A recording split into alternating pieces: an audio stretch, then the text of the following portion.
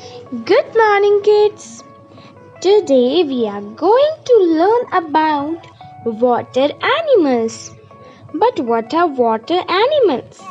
So, as in the name only, we can see that the animals which live inside the water are known as water animals. So, let's start learning about them. First is whale. WHALE. Whale.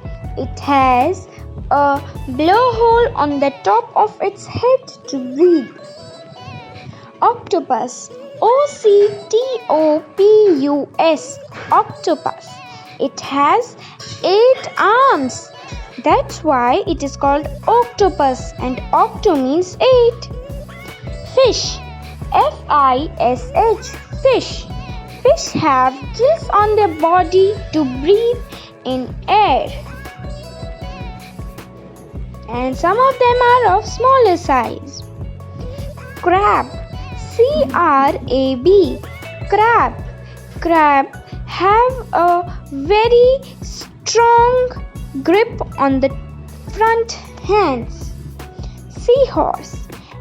SEAHORSE. Seahorse. They a bit look like horse. Starfish. STARFISH. Starfish.